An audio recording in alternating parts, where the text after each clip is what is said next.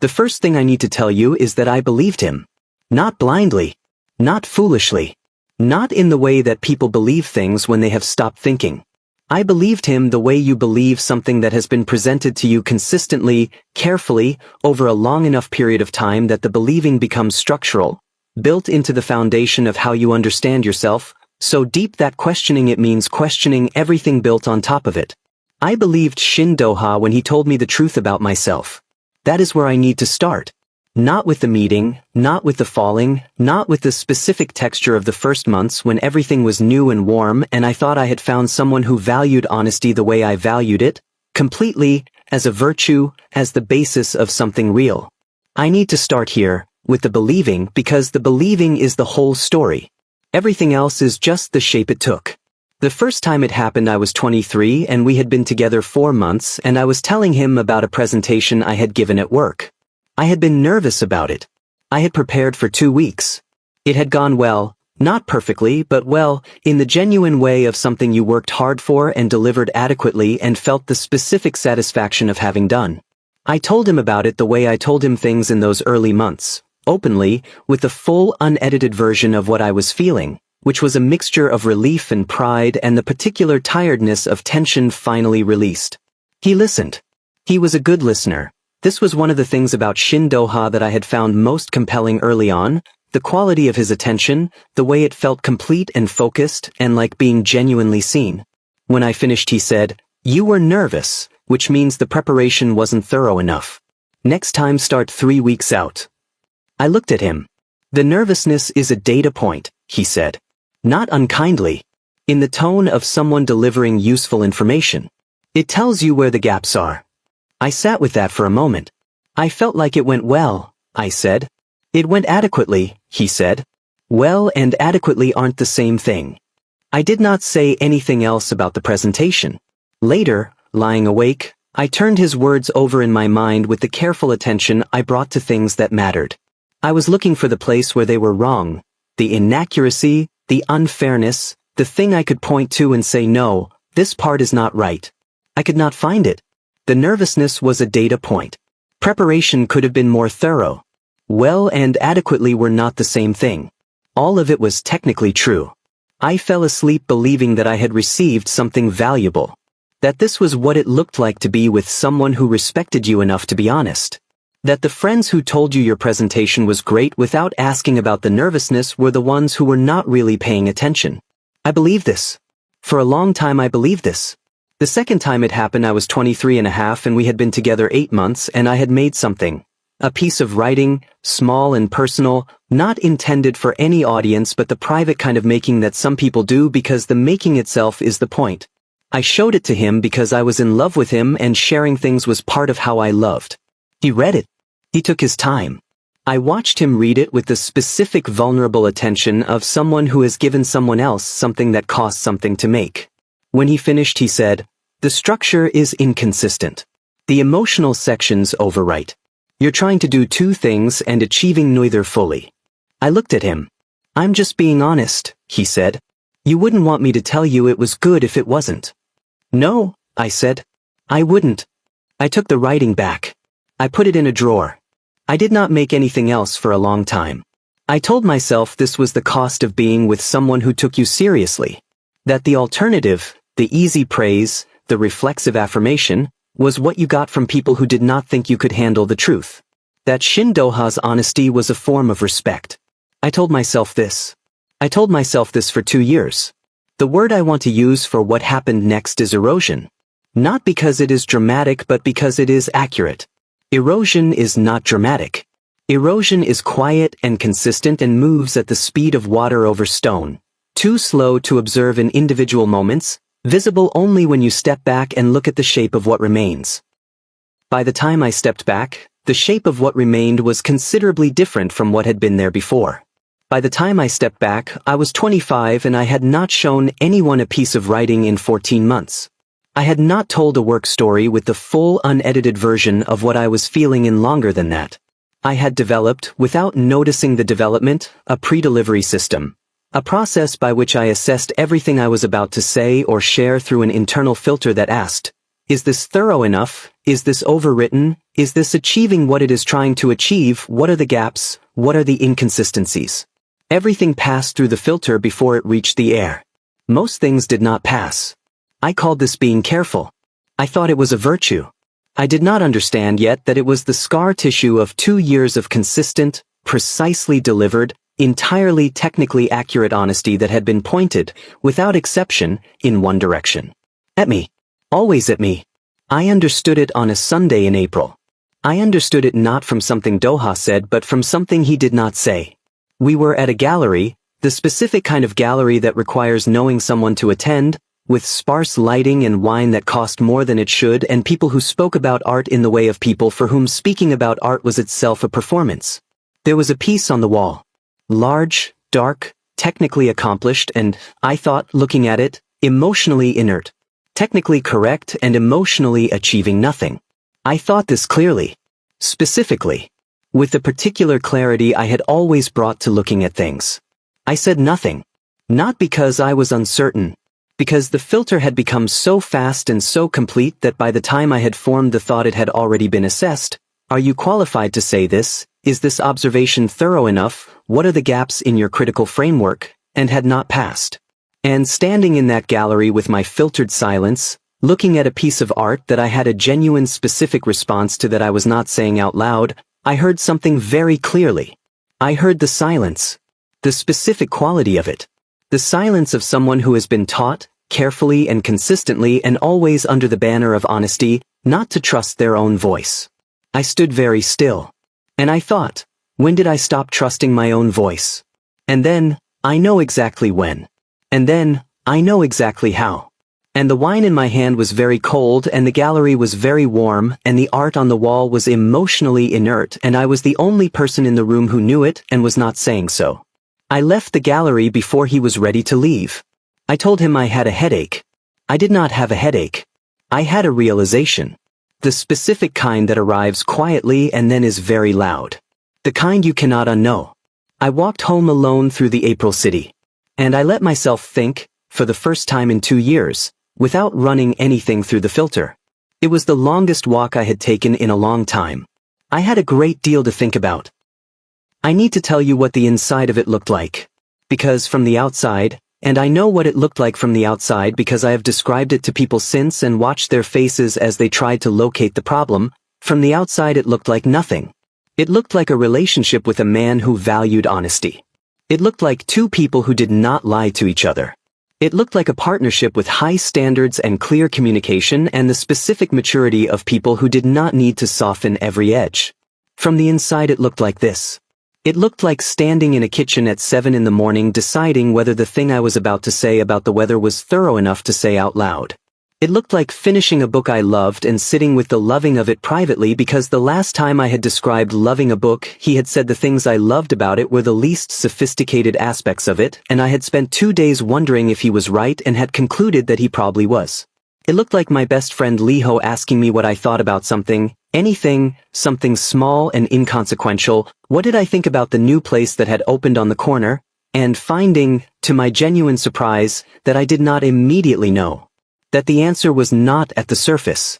That I had to locate it, specifically, like finding something in a drawer that had been closed for a long time. It looked like learning to speak in questions instead of statements. Not because I was uncertain but because questions were safer. Statements could be assessed. Statements had gaps and inconsistencies and structural problems. Questions just asked. It looked like Liho saying on a Tuesday in March, 6 months before the gallery Sunday. So hun, when did you stop having opinions? I had laughed. I have opinions, I said. Name one, he said. Right now. About anything. First thing that comes into your head. I opened my mouth. The filter ran. 3 seconds passed. Take your time, Liho said, and his voice was very careful. I think the coffee here is too acidic, I said. He looked at me. That took 4 seconds, he said. You used to say things before you thought them.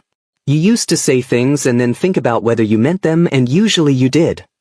He paused. 4 seconds for coffee acidity, so hun. I said the coffee was good actually and changed the subject.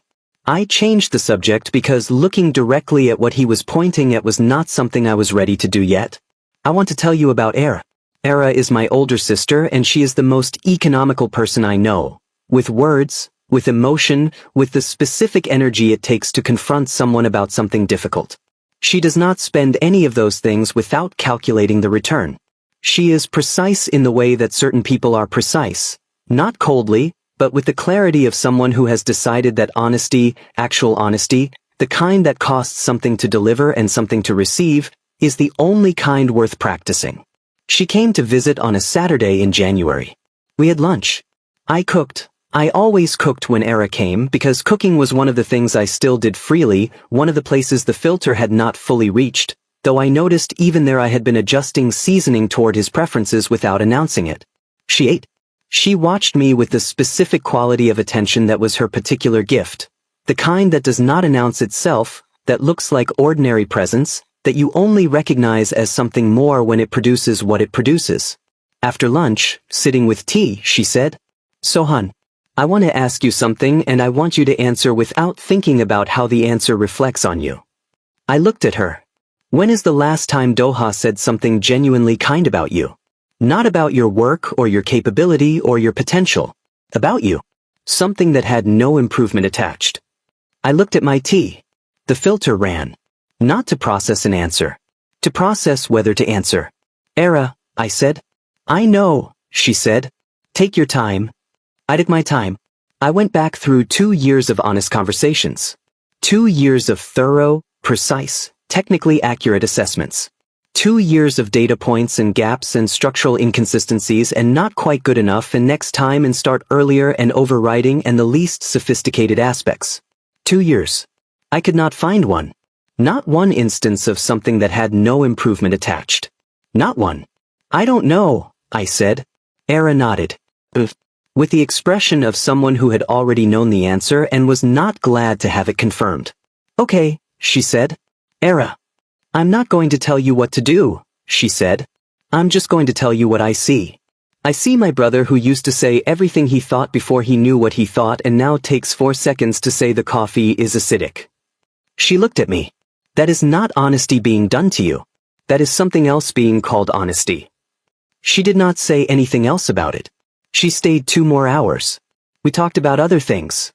She hugged me when she left in the specific way of someone who is telling you something with their arms that they have already said with words and do not need to repeat. I stood at my window after she left and I looked at the city and I did the thing I had been not doing for a long time. I thought about what she said. Not through the filter. Without the filter. And in the 20 minutes of unfiltered thinking that followed, I arrived at a number of specific conclusions that I had been carefully not arriving at for approximately 18 months. The first conclusion was that Era was right. The second was that Liho was right. The third was that the coffee was acidic and I had known it immediately and it had taken me 4 seconds to say it out loud and that 4 seconds was not caution or thoughtfulness or the admirable quality of someone who considers before speaking. It was fear. Small, specific, trained fear. The fear of the gap. The fear of the inconsistency. The fear of the thing that could be pointed at and called unsophisticated, or overwritten, or not thorough enough, or the least of something. I had learned to be afraid of my own voice. I had learned it slowly. From someone who called the teaching honesty. And the thing about that, the thing I sat with for a long time at my window looking at the city without the filter, was that it had worked. The teaching had worked completely. I had learned the lesson so thoroughly that the teacher no longer needed to deliver it. I was delivering it to myself. Every hour. Every sentence. Every opinion I had that took 4 seconds to reach the air. I was doing it to myself now. That was the most honest thing I had thought in 2 years. I did not say any of this to Doha. Not that day. Not for 3 more months. I needed the 3 months. Not to prepare. Not to build a case. Just to sit with the truth of it long enough that I trusted it. Long enough that the filter could run it and it would still be true on the other side. It was still true. It was always still true. No matter how many times I ran it through. The gallery Sunday changed something. Not in the dramatic way. Not in the way of a door slamming or a light switching on or any of the metaphors that make change sound like an event. It changed something in the quieter way, The way that things change when the last piece of something you have been slowly understanding finally arrives and the picture is complete. I had been building the picture for 2 years. The gallery Sunday put in the last piece. I walked home through the April city and I thought without the filter, and when I arrived at our apartment I was different from when I had left it, and the difference was not visible but it was structural, and it was, I understood, permanent. Doha was home when I arrived. He looked up from his laptop with the expression of someone registering a variable. My early return, my quiet, the specific quality of my presence, which was, I was certain, legible to him in some way even if the content was not. Headache better? He said. Yes, I said. I made tea. I sat at the table. I did not open my phone or a book or anything that would have been the normal texture of a Sunday evening. I just sat with my tea. He looked at me twice. The third time he closed his laptop. What? He said. I was thinking, I said, about the piece on the left wall. The large one. He waited. I thought it was emotionally inert, I said. Technically accomplished. Emotionally achieving nothing. I thought that clearly and specifically, and I said nothing. He looked at me. You've never been particularly confident in your critical framework for visual? I know, I said. That's what I'm telling you. He was quiet. I know I'm not particularly confident, I said. I know where the gaps in my critical framework are.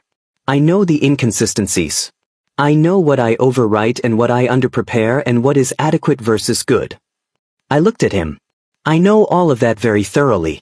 I have been taught it very thoroughly. Something moved in his expression. Sohan, he said. I stood in that gallery with a clear specific response to a piece of art and I said nothing. I said, not because I was uncertain, because I have learned that my responses require assessment before they are allowed to exist out loud. I paused. I assessed a response about coffee last month for 4 seconds before I said it. Coffee, though. It took me 4 seconds. You're saying I've made you. I'm saying something has happened, I said. I'm not distributing blame right now. I am describing what I see when I look at the last 2 years honestly. I held his gaze. Honestly. The way you've always said you valued. The word landed. He registered it. Everything you said to me was true, I said. I want to be clear about that. The nervousness was a data point. The writing had structural inconsistencies. The preparation could have been more thorough. None of it was a lie. I paused. But honesty that only ever travels in one direction is not honesty. It is something else. And I have been calling it honesty for 2 years and learning to call myself inadequate in the process. He was very still. When is the last time you said something kind to me? I said. Not useful. Not improving. Kind. The silence that followed was the most honest thing he had produced in 2 years. I'm not, he started. I know, I said. I know you're not. That's not a criticism. That's a fact about you that I understood very early and chose to be with anyway because the other things felt like enough. I looked at my hands. They stopped being enough somewhere in the 2nd year and I have been not saying so since. Doha looked at me with those precise controlled eyes and I watched something in them shift. Not break. Doha did not break, but recalibrate, which for him was the equivalent. I didn't know, he said. You knew about the writing, I said. You knew I stopped making things. He was quiet. You didn't ask why, I said. Another quiet. No, he said. I didn't. I stood up. I took my tea to the window. I stood and looked at the city that had no idea what was happening in this apartment, and I felt, for the first time in a long time, the full size of myself, all of it, the critical framework and the gaps in it and the emotionally inert art observation and the acidic coffee opinion, all of it, present, not filtered, not assessed, just present. I need something to change, I said, without turning around. What? He said. I need to be able to say the coffee is acidic in 2 seconds, I said. I need to be able to say the painting is emotionally inert without auditing my critical framework first. I need to exist in this space without running everything through a pre-delivery process to make sure it meets the standard. I turned around. Can you do that? Can you? Is that something you are able to give? Doha looked at me from the sofa. And the honesty he had always valued, the real kind, the kind that cost something, was in his face. I don't know, he said. That's honest, I said. It's not an answer, he said. It's the start of one, I said. We did not resolve anything that Sunday. I did not expect to. Resolution is not an evening's work. I went to Liho's that night. He opened the door and looked at my face. What happened? He said. I said the coffee was acidic, I said. He looked at me. Without the filter, I said. He understood immediately. Come in, he said. I went in. He made coffee. It was not acidic. I said so immediately. In 1 second. Bus. Liho smiled like I had given him something. There you are, he said. I sat down. There I am, I said. 3 weeks after the gallery Sunday, I moved some of my things to Liho's. Not all of them. Not with a speech or a final conversation or any of the architecture of ending that I had imagined, in the months before, that ending would require. Just some of them. A bag, the books I was currently reading, the plant that lived on my side of the bedroom window, the dark green journal I had started 6 months ago and had nearly filled. Doha watched me pack the bag. He did not say don't go. He did not say please. He did not produce the grand emotional gesture that I think some part of me had been waiting for without knowing I was waiting. The part that had spent 2 years receiving precision and had forgotten what something uncontrolled would feel like and was, perhaps, still curious. He said, "You're coming back." Not a question. Not quite. I don't know, I said. Honestly. The real kind. He received that. He was better at receiving honesty than delivering it, which was something I had always known and had always found complicated.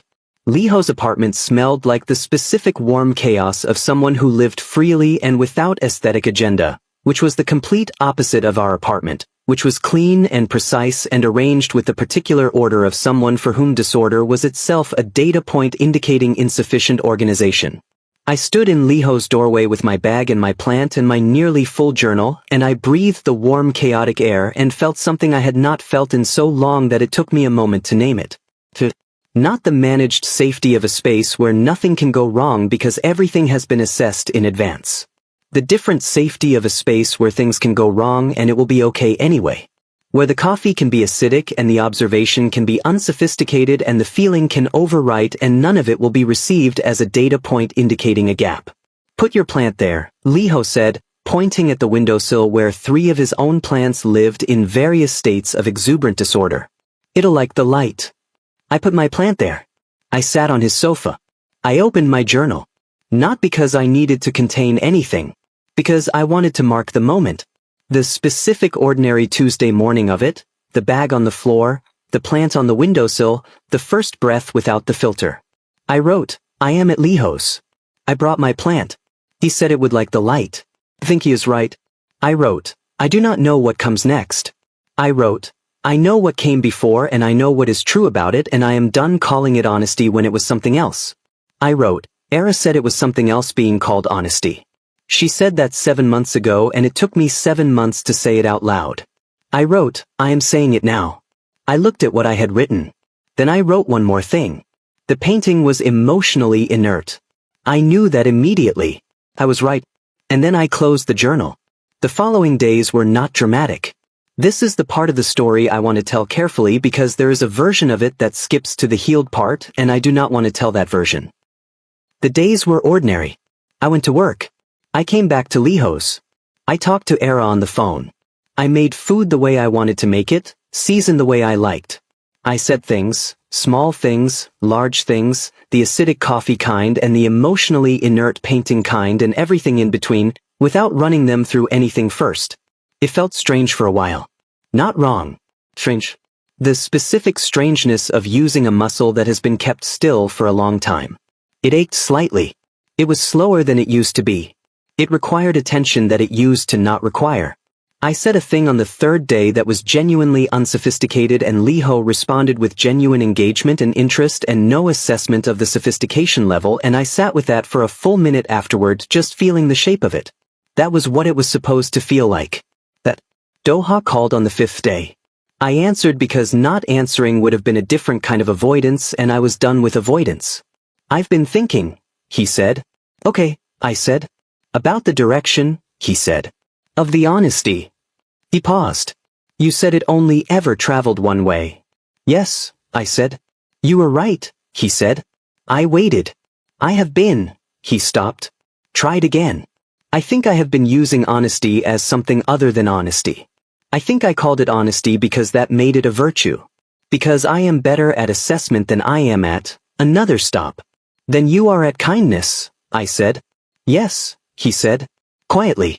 The specific quiet of someone saying something that costs them. I know, I said.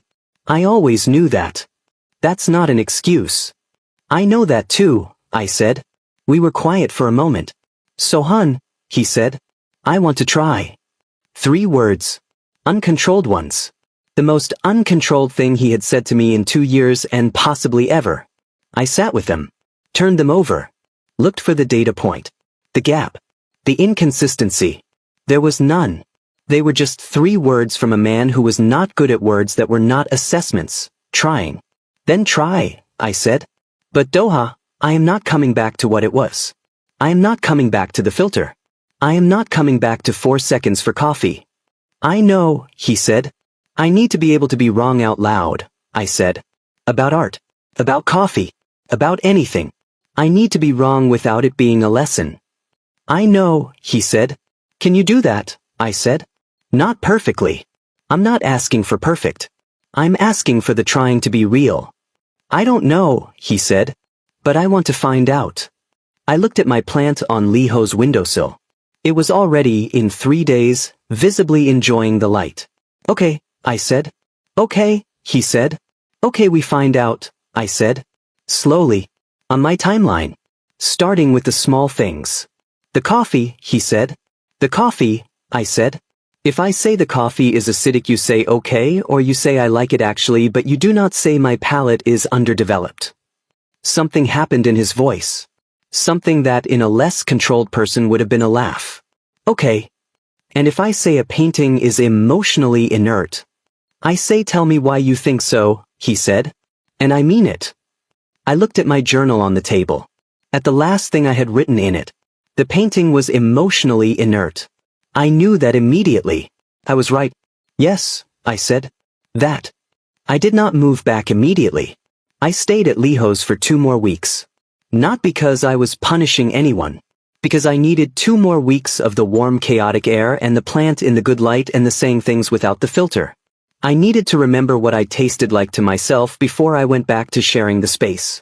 On the last night at Lee Ho's he made dinner badly and cheerfully and I said it was slightly burned and he said obviously and we both laughed and I sat at his table in the warm ordinary chaos of his apartment and I felt the full size of myself and thought, this is the baseline. This is what I take back with me. The full size. Not the filtered version. Not the assessed version. Not the one that takes 4 seconds to say the coffee is acidic. The full size Sohan. All of him. The unsophisticated opinions and the overwritten feelings and the emotionally inert painting observations and the 4 seconds that had become 1 second and were going to keep getting shorter. All of it. I went back on a Saturday. I walked in with my bag and my plant and my journal. Doha was in the kitchen. He was making coffee. He looked up. How is it? I said. The coffee. He looked at the cup. Then at me. Slightly acidic, he said. I put my plant back on my side of the bedroom windowsill. It was a small thing. It was the whole thing. 1 month later. We were at a gallery. Different one. There was a piece on the far wall. Large, warm, technically uneven and emotionally enormous. I stood in front of it for a long time. Doha stood beside me. I said, it's technically uneven. He said, yes. I said, it's the best thing in the room. He looked at it. He looked at me. Tell me why, he said. And he meant it. I could tell he meant it. So I told him. All of it. Unfiltered. Out loud. In the gallery. And he listened. The whole way through. Without turning a page.